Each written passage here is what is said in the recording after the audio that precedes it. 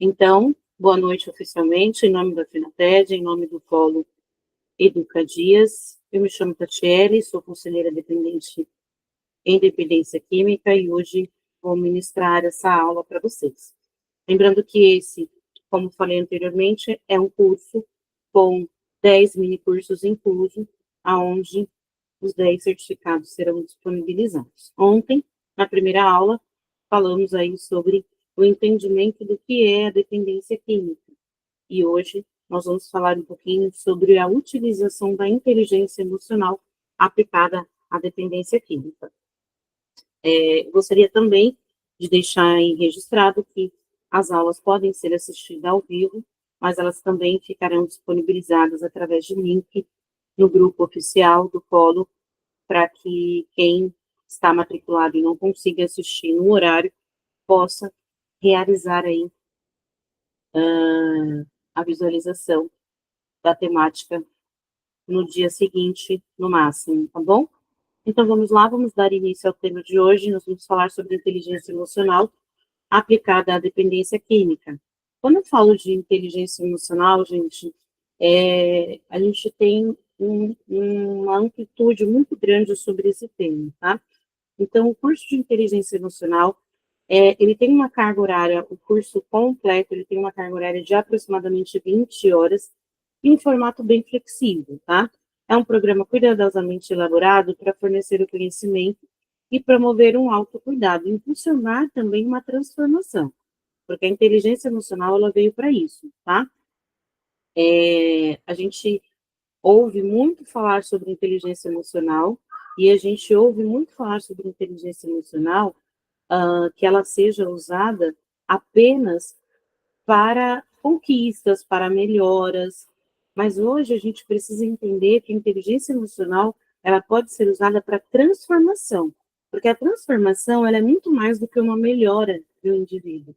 A transformação, ela transforma, ela não só melhora um estado, seja ele clínico, psicológico ou espiritual, ela transforma. Quando eu transformo água em vinho, vamos dizer, vamos utilizar essa temática, eu não tenho mais água, eu tenho um outro componente, eu tenho um outro ser.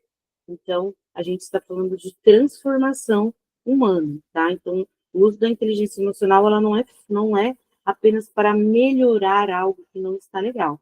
Ela é realmente para transformar algo que naquele momento não está funcionando bem para algo que venha a ter uma alta funcionabilidade, tá? Então, essa jornada, ela se concentra no domínio de emoções, ferramentas poderosas na recuperação e prevenção de recaídas, tá? Então, quando a gente fala de emoções, a gente está falando de um ponto focal dentro da dependência química. Então, se a gente fala de emoções e fala de um ponto focal dentro da dependência química, e se a inteligência emocional, ela vem para que você tenha uma transformação na sua visão e na sua forma de encarar as suas emoções ou de tratar as suas emoções, a gente está, então, diante de uma ferramenta poderosa para a recuperação e prevenção de recaída, tá? Essa é uma frase, né, a frase do nosso curso, sentir, entender e transformar. Esse é o caminho da inteligência emocional. A gente vai falar um pouquinho sobre os fundamentos da inteligência emocional, tá? Existem vários fundamentos que a gente pode colocar aqui como subtítulos de cada uma das coisas que nós falarmos aqui. Mas eu vou tratar hoje dos fundamentos originais, tá? Que são os cinco fundamentos.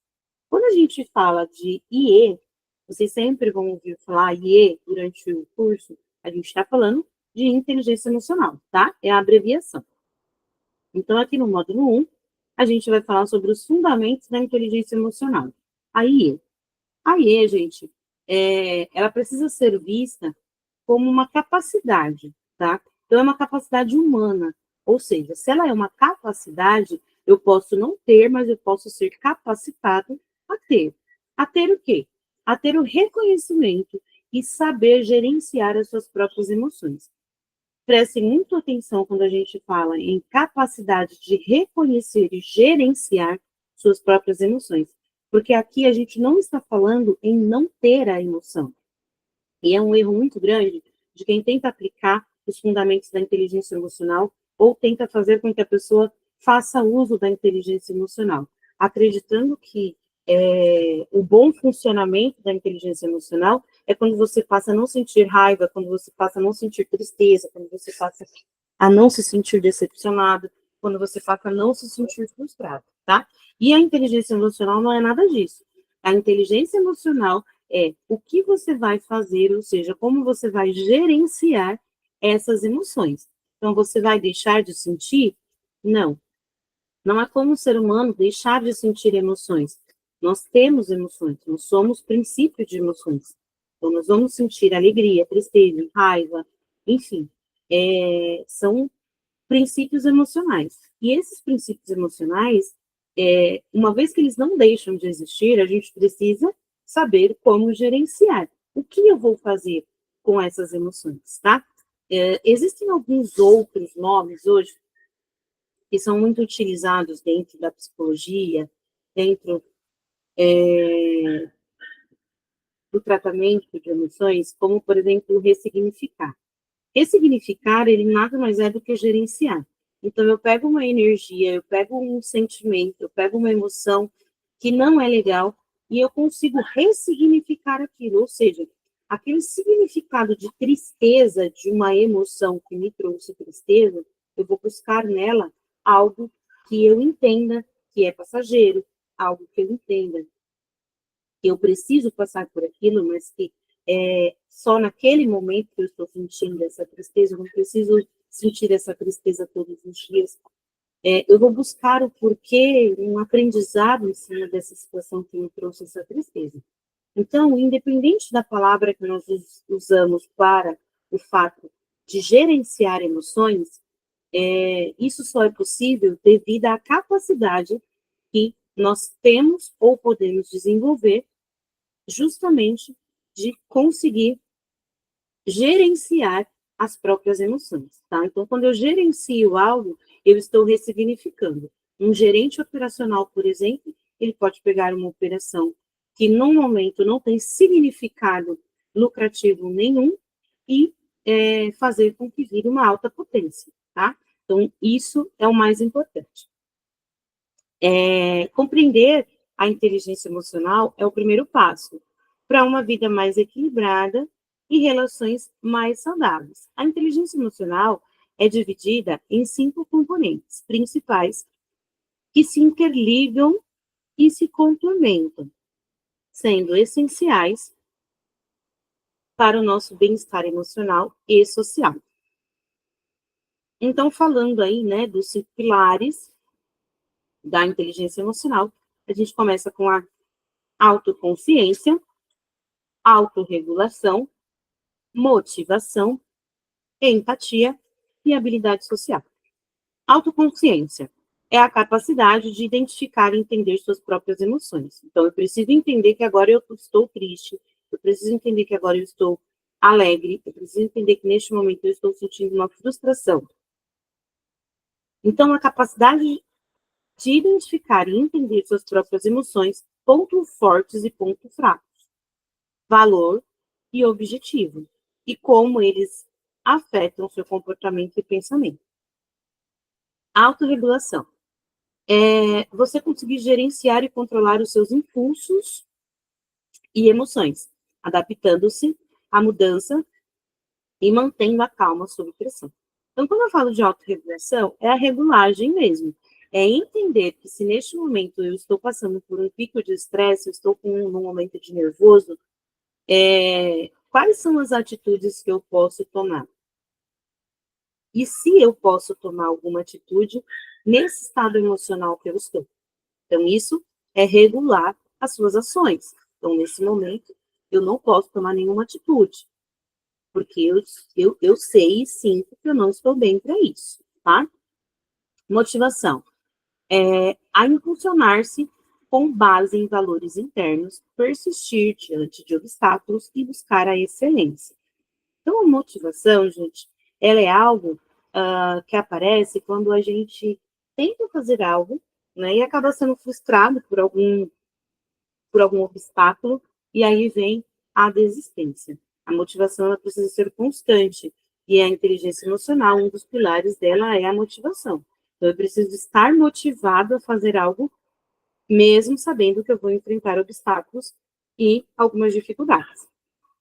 A empatia é reconhecer e compartilhar os sentimentos dos outros, compreendendo suas perspectivas e necessidades. Então, em muitas situações, por exemplo, nas situações de emoções ruins, se eu usar a habilidade, né, a capacidade de reconhecer com empatia aquela emoção, eu vou entender que não é sobre mim, é sobre o outro. Então, não há porquê da tristeza naquele momento se não é sobre mim e sim sobre o outro, tá?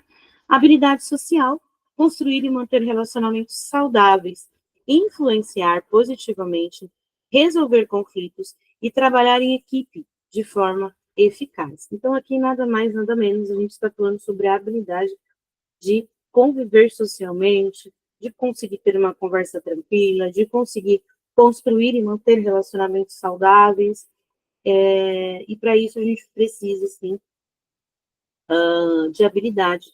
A gente precisa saber lidar com diversas situações para que a gente possa manter os nossos relacionamentos, claro, desde que sejam relacionamentos saudáveis, tá? Deixa eu voltar aqui. O módulo 2, gente, a gente vai falar sobre a IE e a dependência química. Então, até então, a gente viu quais são os pilares, o que exatamente é a inteligência emocional, e agora a gente vai falar um pouquinho sobre ela, voltada para a dependência química, tá? Então, a gente sabe que a dependência química, ela é enraizada na dificuldade de lidar com emoções intensas, negativas ou positivas. Então, a gente já sabe que o dependente químico, ou ele veio de um comportamento emocional, onde ele não conseguiu lidar e gerenciar essas emoções, não conseguiu ressignificar isso, não teve a habilidade, né, a capacidade da utilização de inteligência emocional para lidar com aquilo, e em determinado momento encontrou a substância e acabou se tornando um dependente químico, como a gente viu o ciclo aí da dependência química na aula passada. E aí, quando a gente fala que a dependência química frequentemente está enraizada, é porque ou o dependente químico conheceu a substância sem motivo emocional nenhum e depois acabou, né, controlando, tentando ou se enganando que era possível controlar as suas emoções com o uso da substância, ou ele já tinha hábitos comportamentais, ele já tinha comportamentos que ele já apresentava dificuldade da capacidade aí, ou a não capacidade, na verdade, de utilização, de ressignificar aí os seus sentimentos e utilizar a inteligência emocional, e acabou encontrando o falso alívio na substância e acabou virando o ciclo independente químico, tá? Então, a gente diz que ela é enraizada porque ou a dependência química, a substância, ela foi inclusa nessa dificuldade de lidar com emoções antes ou depois do uso, tá?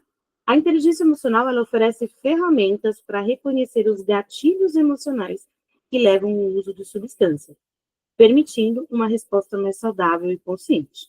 Então, aqui a gente começa a falar de algo que é conhecido dentro do tratamento para dependente químico, que são os gatilhos. O que são gatilhos? Os gatilhos são emoções que ele já sentiu em algum momento por determinadas situações. Ah, o meu gatilho é a situação X. Não, o seu gatilho é a emoção que você sentiu por conta da situação X. Porque a partir do momento que você não tivesse sentido uma tristeza profunda ou uma frustração profunda nessa situação X, a situação não seria o seu gatilho, seria uma outra situação. Então, a gente precisa colocar que a emoção é um gatilho, porque em algum outro momento, ele vai sentir essa mesma emoção, vai ter a lembrança, né, neurológica aí do uso da substância, mas não vai ser pelo mesmo motivo. Então, a gente precisa entender que o gatilho, ele pode aparecer em situações diferentes. Mas por quê? Porque aquelas situações trouxeram à memória a mesma emoção que não foi tratada em primeiro momento do uso, tá?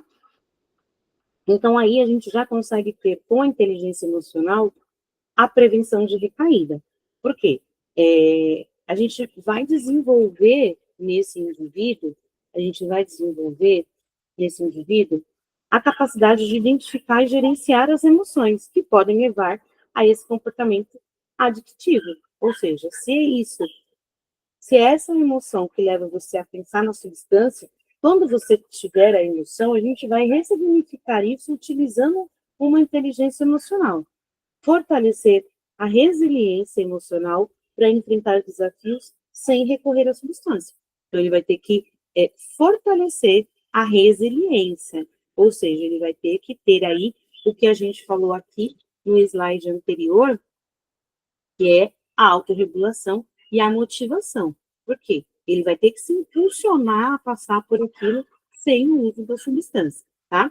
E a gente também, com a inteligência emocional dentro da dependência química, a gente ajuda a reconstruir um repertório de estratégia de enfrentamentos saudáveis.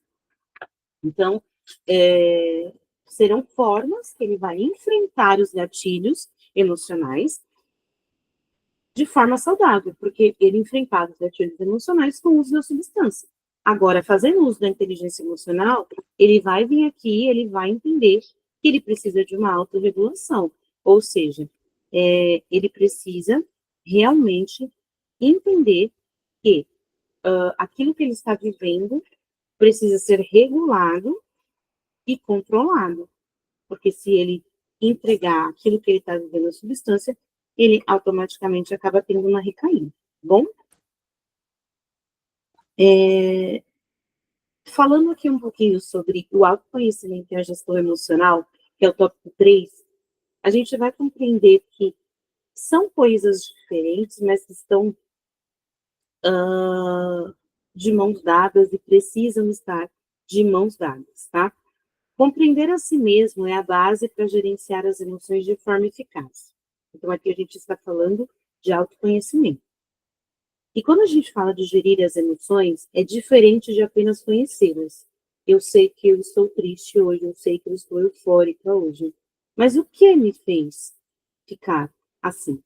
Então, é um autoconhecimento mais profundo. É aquilo que a gente fala no curso de coaching sobre buscar de fato a causa raiz. Eu estou eufórica hoje e eu sei que é porque aconteceu a situação XYZ. Mas quando eu for buscar essa situação XYZ, eu consigo linkar ela a um passado que a situação foi uma emoção um pouco mais forte. Então, aqui, de fato, eu estou fazendo um autoconhecimento, porque eu conheço a causa raiz dessa emoção. Porque se eu conhecer apenas a causa superficial, eu não vou conseguir fazer a gestão dessa causa. Eu não vou conseguir fazer a gestão dessa emoção. E se eu não fizer a gestão dessa emoção, eu tenho uma falência. É exatamente o que acontece com os gestores empresariais. O gestor empresarial, quando ele não consegue gerir, quando ele não consegue fazer a gestão de uma empresa, ele acaba levando essa empresa à falência, ou seja, ao zero. Então, aqui, quando a gente fala de gestão, se eu não conseguir fazer uma gestão e levar esse indivíduo ao zero, e levar esse indivíduo à falência do seu plano de recuperação, do seu plano de prevenção à recaída, automaticamente eu estou dizendo que ele recaiu, que ele vai voltar ao uso, tá? Então, neste módulo, a gente vai verificar algumas ferramentas para identificar gatilhos emocionais e desenvolver estratégias para uma regulação emocional saudável, tá? Precisa ser saudável, precisa ser de forma intensa, mas de forma saudável. Identificando gatilhos. Aprenda a reconhecer as situações, pensamentos e emoções que desencadeiam impulsos e comportamentos prejudiciais.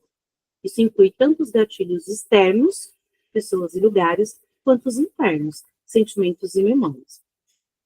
Quando a gente fala de identificação de gatilhos, gosto muito de voltar na aula de coaching e dizer, mais uma vez, sobre a identificação de causa raiz, Quando eu identifico um gatilho, eu não posso identificar ele superficialmente, porque se eu identifico algo superficial e não trato a raiz, eu vou perder esse tratamento, tá? Então, é como se a gente visse uma árvore com alguns danos no seu tronco e entendesse que preciso cuidar apenas daquele dano visível, desculpa, no seu tronco. E aí eu identifico, trato e vejo uma melhora superficial. E dali a alguns meses, essa árvore tomba. Por que ela tombou? Porque aquelas visões que eu tive do tronco, das feridas no tronco, de tudo que eu tratei ali no tronco, vinha da raiz. E vinha da raiz que eu não tratei. Então, visivelmente, eu tratei o tronco, mas a raiz, ainda enfraquecida, fez com que a árvore tombasse. E aqui fica muito claro a visão de que, se eu trato apenas a superfície emocional do meu indivíduo, do meu paciente, do meu interno, e ele aparentemente demonstra estar bem, daqui a alguns meses, a causa raiz do problema emocional dele vai vir à tona. E quando ela vem à tona, ele tem uma recaída, tá? Então, é muito importante voltar lá na aula de coaching. Quem fez o curso, quem não fez, consegue ter acesso também ao vídeo para entender um pouco mais sobre identificação de causa raiz, sobre a utilização do gráfico de Pareto, sobre a utilização dos 5 porquês. São técnicas atuais, são técnicas desenvolvidas pelo próprio grupo aí do Educadias, trazidas de um conceito empresarial para entender que nós somos máquinas e o tratamento ele precisa ser feito humanamente, ele precisa ser feito no físico, juntamente com o espiritual, é claro, porque nós não somos só máquina, né? Nós temos espírito, mas o tratamento ele precisa ser dividido. A gente precisa entender, precisamos tratar o físico e o mental, e o espiritual muito, muito bem reforçado. Mas, dentro desse físico e dentro desse mental, a gente precisa de técnica, porque nós somos humanos. E aí, a parte humana precisa ser tratada com técnica, precisa ser tratada com estrutura, tá? Então, se eu não tenho uma estrutura, né, muito bem montada, eu perco essa gestão. Eu não consigo tratar esse indivíduo, porque ele é físico. Então, a gente vai trabalhar toda a parte espiritual com muita força, com muita, né, fé, acreditando na recuperação, acreditando no poder superior, mas esse trabalho de autoconhecimento e gestão emocional, ele é físico e ele precisa ser encarado de forma física e ser muito bem estruturado, tá? É como médico. A gente vai no médico com muita fé de ser curado de algum problema ou de fato, não ter nenhum problema e conseguir sair do consultório muito bem. O médico, ele vai tratar de forma física, ele vai te tratar no físico, e é você internamente vai cuidar do seu espiritual, porque você vai continuar com a sua fé no seu tratamento. Dentro da dependência química, gente, é exatamente a mesma coisa.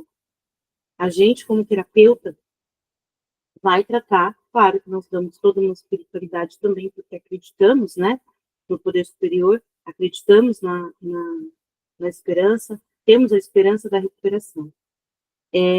Mas nós vamos tratar como médicos, equivalentemente falando, né, utilizando a estrutura da medicina, a gente vai tratar o nosso indivíduo, tratar o nosso acolhido, tratar o nosso paciente de forma física e entender que os gatilhos emocionais fazem parte de algo que ele tem dentro dele, dentro da mente dele.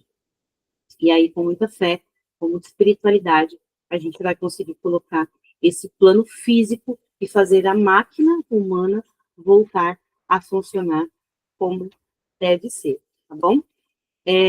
Estratégias de regulação, a gente tem a respiração consciente. Técnicas de respiração são muito pouco utilizadas dentro da CT, gente. Eu falo isso com profunda tristeza. Nós precisamos aprender a utilizar técnicas de respiração. Isso é comprovado cientificamente falando, que a respiração correta, ela corrige dores, ela corrige momentos de estresse, ela corrige momentos de crise, de ansiedade, e ela pode, sim, corrigir um momento onde você está vendo que o seu interno está muito próximo de uma recaída, né? De querer ir embora sem motivo nenhum, de querer desistir do tratamento. Então, a técnica de respiração, de meditação, para acalmar o sistema nervoso e reduzir o estresse, ela deve ser utilizada por nós, tá? Mindfulness, prática de atenção plena para viver o presente e observar as emoções sem julgamento. Gente, esse é um tema muito bacana, tá? O mindfulness, ou atenção plena, é uma prática que envolve atenção no momento presente, que é uma coisa que o adicto não tem. O nosso paciente, o nosso interno não tem. Então, é um momento onde ele para observar o que ele está pensando. Ele para observar os seus sentimentos e as sensações que surgem com esses sentimentos. Então, aqui é um tema muito bacana para se procurar, é um curso muito bacana para se fazer, são práticas que fazem parte da inteligência emocional, mas é um mundo à parte. O mindfulness, ele faz com que o indivíduo, no momento que ele está pensando, ele observe o seu pensamento. Ele tenha um autoconhecimento, um poder de autoconhecimento maravilhoso, tá? E, é claro, a reestruturação cognitiva. Reestruturação cognitiva é algo maravilhoso, a gente sabe, né? Terapias cognitivas comportamentais são maravilhosos. Por quê? Porque o adicto, dos pensamentos que mais ele tem são os pensamentos distorcidos, né? São os pensamentos acelerados, e são os pensamentos fora da realidade. Então, quando a gente trata o cognitivo, a gente traz o indivíduo para a realidade, a gente faz com que ele tenha pensamentos positivos e a gente faz com que ele pense de forma correta e não distorcida. Bom? Então, aqui a gente tem um exercício prático que é o diário emocional. O diário emocional, ele mantém, né, manter um diário emocional para registrar as emoções do indivíduo ou eventos que desencadeiam, né, como ele possa responder a essas emoções. Esse é um exercício muito simples, né, tá até aqui. Esse exercício simples ajuda a criar um mapa das reações emocionais e a identificar padrões. Então, nesse diário emocional, ele vai incluir a data e a hora, qual a situação que está acontecendo, qual a emoção que ele sentiu, fazer uma escala de 1 a 10 da intensidade, quais foram os pensamentos associados e qual foi a ação que ele tomou mediante aquele pensamento, tá? Falando um pouquinho sobre a empatia e as relações interpessoais, a gente sabe que a recuperação da dependência química não é um caminho que dá para percorrer sozinho, não é por isso que está escrito aqui. Não é um caminho que dá para percorrer solitário. As relações interpessoais saudáveis, elas precisam ser incentivadas por nós que apoiamos aí o dependente, né? O apoio social, ele é crucial para o sucesso ao longo prazo. Então, a gente não está falando da recuperação momentânea. O que é a recuperação momentânea? É um momento em que você recebe o seu interno. Ali é uma recuperação momentânea, porque, querendo ou não, ele vai ficar um dia, 2, 3, uma semana sem uso. A gente está falando do apoio das pessoas próximas, da família, de quem conviveu ou ainda convive com ele, para a manutenção, que é a recuperação a longo prazo, tá? Então, aqui a gente vai explorar um pouquinho como a empatia e a comunicação eficaz fortalecem esses laços, tá? O papel da empatia é desenvolver a capacidade de se colocar no lugar do outro, para ajudar a construir uma confiança. Quando a gente fala em ajudar a construir essa confiança, a gente não está falando mais em ajudar a construir essa confiança apenas no outro, né? Porque a gente sabe o quanto o dependente químico ele não confia nas pessoas. A gente está falando em também ele construir uma autoconfiança, reduzir o isolamento e promover um ambiente que traga um apoio. A empatia é a base para a compaixão, tanto por si mesmo quanto pelo outro. Então, o bacana de trabalhar da inteligência emocional, gente, e de entender o conceito realmente da inteligência emocional, é porque a gente passa a utilizar para si, como terapeuta, como pessoa, como ser humano, e com essa utilização, a gente tem uma facilidade muito maior de passar isso e de promover uma recuperação diferenciada com o uso da inteligência emocional. Isso é empatia. É quando, de fato, eu me coloco no lugar e o uso da inteligência emocional, ele ainda tem aí a dinâmica, né, a possibilidade de ser uma empatia, de viver o que eu estou vivendo com a utilização da inteligência emocional. Eu estou ensinando um outro indivíduo também a viver. Porque, em muitos casos, a empatia, a gente não pode viver aquilo que a pessoa precisa receber de empatia nossa, né? Então, existem algumas situações onde a gente vai ver uma situação com empatia, mas você não vai viver aquela situação. E o uso da inteligência emocional, saber o que é, ter conhecimento e colocar em prática é algo que nós podemos. Então, a inteligência emocional, ela utiliza da empatia e ela utiliza da empatia praticada. Então, você vai praticar na sua vida a inteligência emocional e vai conseguir repassar isso, podendo se colocar ainda mais no lugar das pessoas que você auxilia aí como terapeuta ou auxiliando no tratamento, tá? A comunicação não violenta, claro. Então, a gente aprende a expressar as necessidades e sentimentos de forma clara e respeitosa, sem julgamentos ou acusações. A comunicação não violenta, CNV, é uma ferramenta poderosa para resolver conflitos e fornecer conexões. Então, aqui a gente começa a falar de ter uma fala mais calma. Existe uma grande diferença, viu, gente, de ter uma fala calma e ter pulso, né? Então, em algumas situações, eu preciso ter pulso, eu preciso falar de uma forma mais firme, mas eu não vou usar uma comunicação violenta, porque a comunicação, ela pode sim ser violenta. E uma comunicação violenta dentro de uma CT, ela pode ser o fim de um tratamento. Então, a gente, como terapeuta, como administrador de CT, como coordenador, a gente precisa entender que eu não posso ter dentro da clínica que eu trabalho comunicação violenta. Então, eu preciso usar a CNV. Eu preciso treinar as pessoas que trabalham comigo para que elas também façam uso da CNV. A escutativa, a gente falou bastante sobre escutativa no curso de coaching.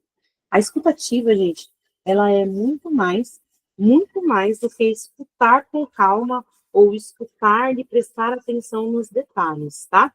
A escutativa, ela vai fazer com que você tenha atenção naquilo que não foi dito, aquilo que não foi falado, tá? A gente falou e trouxe alguns exemplos, né? Não quero deixar a aula extensa, mas a escutativa é você escutar, conseguir fazer o entendimento de algo que você está ouvindo, mas que a pessoa está querendo dizer muito mais do que aquilo. Então, não é só ouvir com atenção ou conseguir reproduzir detalhes de uma conversa. A escutativa é quando você escuta, por exemplo, um exemplo que eu sempre uso, até no curso de coaching, é quando você escuta uma mãe num telefone, num atendimento telefônico, muito nervosa com um pedido, e você escuta um bebê ao fundo chorando, e ela fala para você nesse atendimento que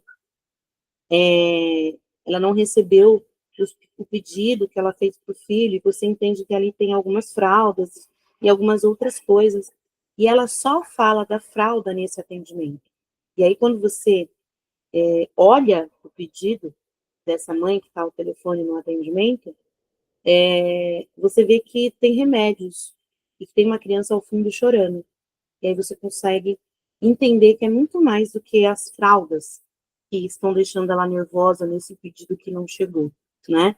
E aí você pede para que, olha, tô vendo que você tá com o bebê chorando, você quer que eu aguarde ele se acalmar, você conseguir acalmá-lo, e aí a gente dá continuidade?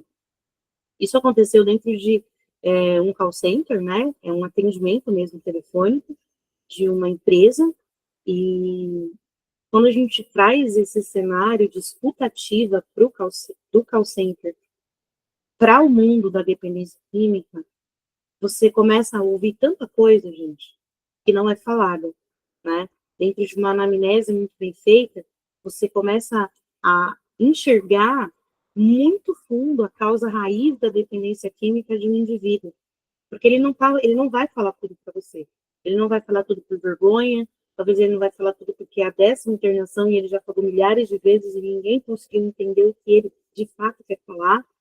Então, ter esse feeling da escutativa é muito, muito, muito além de ouvir as palavras que o seu interno está dizendo ali para você, tá?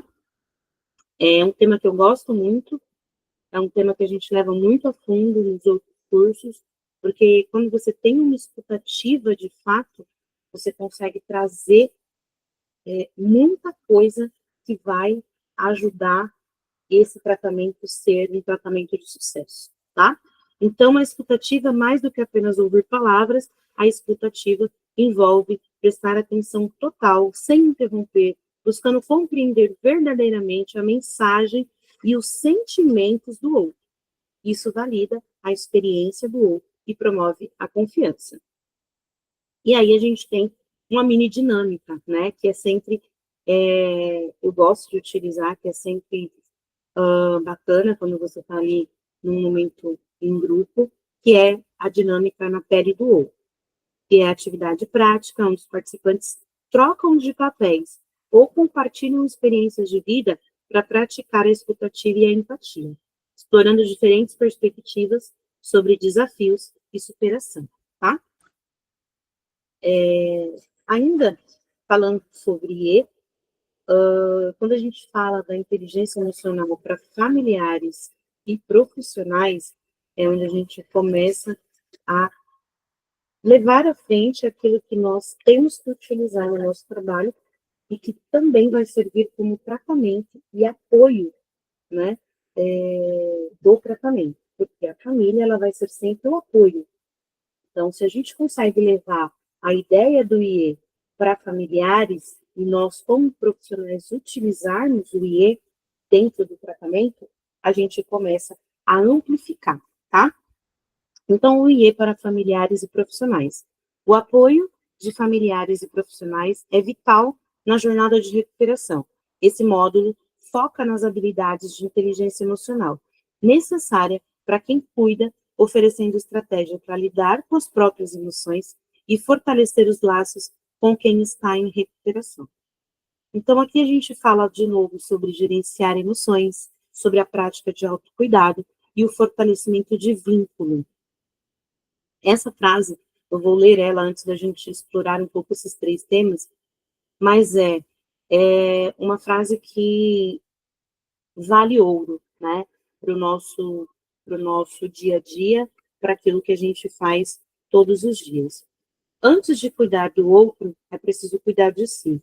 Então, antes de eu cuidar de qualquer pessoa dessa família, ou antes de eu realmente me propor a estar ali, de frente a um grupo, dizendo para eles que é possível estar recuperado, eu também preciso estar recuperada. Então, antes de cuidar do outro, eu preciso diariamente fazer o uso da inteligência emocional, fazer o uso dos 5 pilares da inteligência emocional, e trazer isso para a minha vida, como uma demonstração de vida, né? De estilo de vida. Então, falando sobre gerenciar emoções, lidar com as frustrações, expectativas e o estresse que acompanham a jornada de recuperação. Aprender a reconhecer e processar essas emoções de forma saudável, evitando o esgotamento. Então, a gente fala muito sobre o quanto é bom o processo de recuperação, né? Em alguns momentos, a gente chega a dizer que a gente romantiza o processo de internação e de recuperação. E aqui, na verdade, a gente precisa já começar a fazer com que o interno trabalhe e entenda suas emoções, que é realmente dizer para ele que dali para frente as coisas não vão ser fáceis. O processo de recuperação é um processo difícil e doloroso, mas que ele precisa entender qual a dor que ele quer. A dor fatal, progressiva, e que vai levar ele a um fim, ou a dor que existe, mas tem tempo para acabar, e pode levar ele a um novo ciclo, a uma nova vida. Então, são dois caminhos. Aqui ele já começa a fazer uso da inteligência emocional e saber qual é o caminho que ele vai escolher para ele, né? Para a utilização dele. E a prática de autocuidado. Então, eu também vou desenvolver rotinas e hábitos que promovam o bem-estar emocional e físico.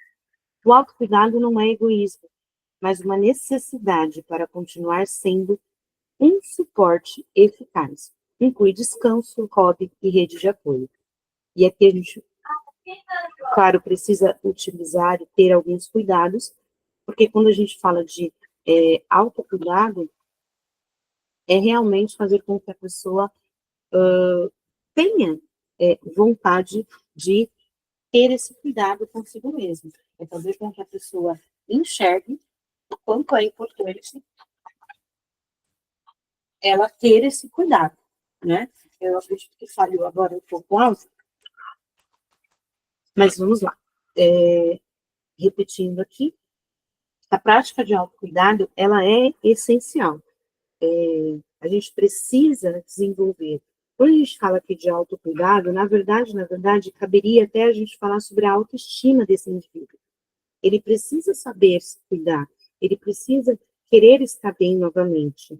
É claro que dentro da discussão a gente não pode ter a euforia, né? Momentos de autocuidado em exceção, em excesso, e depois um desleixo consigo mesmo, também levando aí, né, a uma aparência, a uma vivência deplorável. Mas a prática do autocuidado, ela precisa ser desenvolvida, tá? Então, eu preciso fazer com que o meu indivíduo tenha uma rotina e hábitos saudáveis, ele precisa saber se cuidar, tá? O autocuidado não é um egoísmo, porque muitas vezes ele vai começar a dizer não para algumas pessoas também. E as pessoas vão enxergá-lo como egoísta. E não, ele está cuidando dele, tá? Fisicamente, emocionalmente e espiritualmente. O fortalecimento de vínculos. Então, aprender a reconstruir e fortalecer os vínculos afetivos, criando um ambiente de apoio, compreensão e aceitação. A comunicação aberta e a empatia são fundamentais para essa reconstrução. Lembra que a gente falou aqui no começo dessa frase em aprender a reconstruir? Lembrem-se sempre disso. O adicto em si, o que muitas vezes destrói a recuperação dele, em 6 anos de vivência com a recuperação, eu vejo isso constantemente, e acredito que quem trabalha nessa área vai concordar com isso. Nós temos um hábito, né? O adicto em si, ele tem um hábito de, no momento de reconstruir, mas ele quer reconstruir de onde ele parou quando ele estava bem, quando ele ainda não fazia uso compulsivo. Ele não entende que ele vai reconstruir do zero. Ele entra numa clínica de recuperação e ele acredita que, a partir do momento que ele não está usando mais a substância, ele tem o direito de voltar lá no passado, onde ele estava bem, fisicamente, emocionalmente, espiritualmente falando, e às vezes até mesmo economicamente, socialmente falando, e recomeçar e reconstruir dali. Mas a gente precisa deixar muito claro para esse indivíduo, para esse adicto, que no decorrer da adicção, ele perdeu muita coisa. Ele destruiu muita coisa. Ou destruíram muita coisa. Inclusive, a visão que as pessoas têm dele.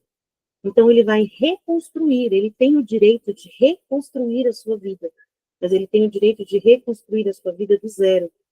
E não tentar buscar ou obrigar pessoas e lugares a aceitá-lo como ele era num passado. Porque as pessoas já não acreditam mais nesse passado. E tudo isso que eu estou falando aqui, o adicto em si, em recuperação, ele não aceita. E essa aceitação é precisa. Ela é precisa para que ele consiga caminhar, para que ele consiga ter uma vida. Porque ele vai ter que aceitar que algumas pessoas não vão aceitá-lo. Ele vai ter que aceitar que algumas pessoas não vão acreditar. Mas e aí, o que ele vai fazer com essa sensação e com essa emoção?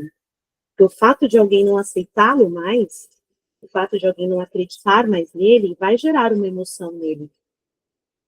E aqui está o uso necessário da inteligência emocional, para que ele consiga ressignificar essa emoção, para que essa emoção de rejeição, mesmo ele estando em processo de recuperação, não afete o tratamento dele.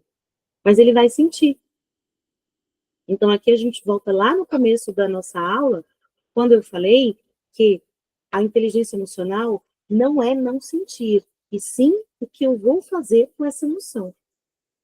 Então, ele tem que estar preparado para o olhar,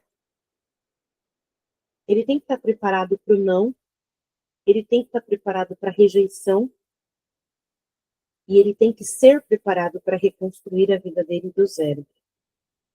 E ele também precisa entender que a partir do momento que ele começar a reconstruir, ele vai ter que fortalecer esses novos vínculos ou as oportunidades de ter antigos vínculos, criando um ambiente saudável, de compreensão e aceitação. Aí sim ele vai ter o apoio, tá? Então não são todos que acabam entrando nessa questão de reconstruir a vida do zero. Alguns ainda têm, né, algumas pessoas da família, alguns amigos do lado, apoiando, né, esse novo momento, que é uma vida em recuperação, e aí essas pessoas também começam a fazer uso do bem-estar que ele propõe, que a recuperação de um adicto propõe bem-estar a ele e a outras pessoas, tá? E então não são todos que vão passar por essa reconstrução do zero, mas a gente precisa deixá-lo ciente de tudo que ele vai encontrar e das possibilidades que ele vai ter de frustração e de sentimentos não tão bons aqui fora, né? E a inteligência emocional, gente, eu deixo aqui um adendo também, é necessária para que a pessoa tenha e saiba gerir emoções, não só as emoções ruins, tá? A gente está falando aqui sobre frustração, a gente está falando aqui sobre rejeição, mas no momento de muita alegria, a gente também precisa ter cuidado, né? Eu conheci uma história dentro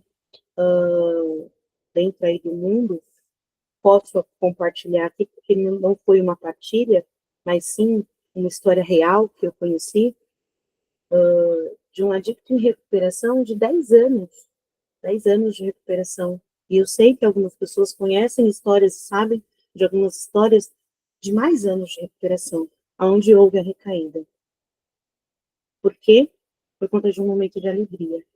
Nesse caso em específico que eu compartilho aqui com vocês, foi o nascimento de um filho, o primeiro filho, depois de 10 anos de recuperação, depois de uma vida reestruturada, reconstruída, um casamento muito bem fortalecido, mas aquele momento de alegria não houve uma ressignificância daquele momento, né? Não houve inteligência emocional para gerir aquela emoção tão forte que era o nascimento de um filho. E aí, infelizmente, a comemoração acabou incluindo um copo de cerveja, e esse copo de cerveja levou a uma recaída, tá?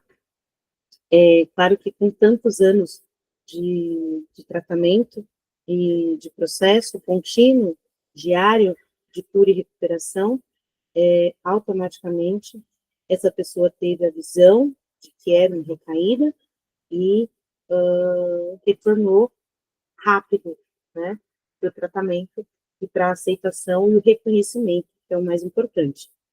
Mas aqui a gente deixa o adendo e a atenção que todo adicto precisa ser acompanhado em qualquer tipo de emoção, seja uma emoção de uma felicidade, né, seja uma emoção de uma tristeza, de uma frustração. A gente também vê muito um, um sentimento de emoção boa, por exemplo, um adicto que não tinha um determinado familiar visitando, e de repente esse familiar é tocado, e lá, já com tempo de internação, ele recebe essa visita. Imagina como ele ficou feliz, né? Mas isso pode gerar uma euforia, gerar um momento de achar que está recuperado e querer ir embora, porque recebeu aquela visita, por exemplo, e interromper o tratamento. Aqui a gente já vê um descontrole e a gente precisa entrar, né, com o apoio terapêutico para que ele recupere o raciocínio emocional, faça uso da inteligência emocional e consiga fazer a gestão dessa emoção, que é uma emoção boa, é uma felicidade de ter revisto alguém que ele acreditava ter perdido aí no processo de recuperação, tá?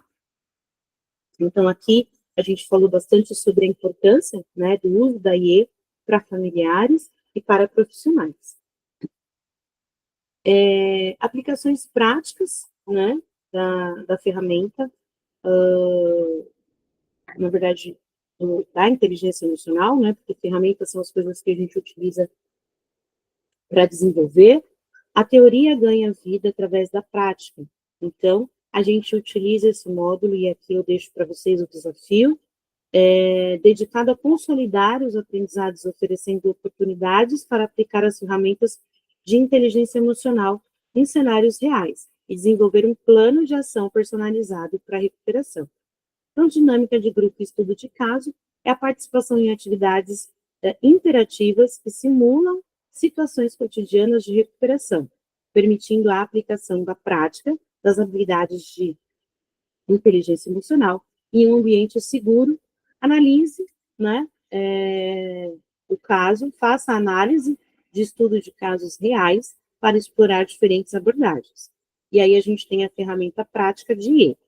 São técnicas de respiração para controle da ansiedade, exercícios de autoobservação e reflexão, estratégias para identificar e modificar pensamentos disfuncionais e roda da vida emocional para avaliar o equilíbrio das emoções, tá?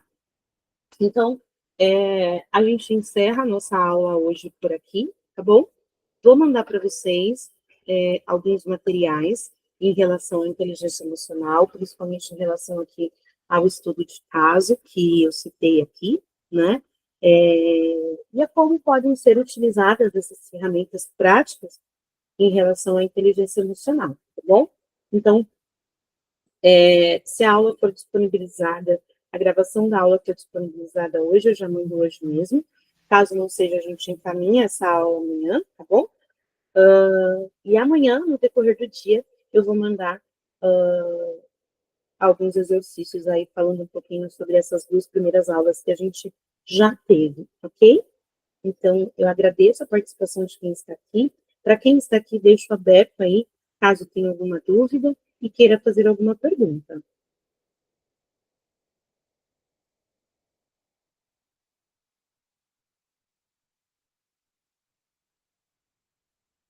Alguma pergunta?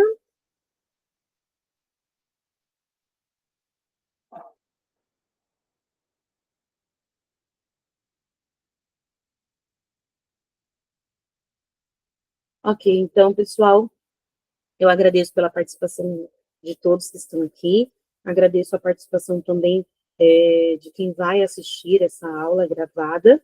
Fico à disposição em caso de dúvida em relação à matéria e em relação também aos exercícios que eu vou encaminhar. Tenham todos uma ótima noite e nos vemos amanhã novamente para a terceira aula.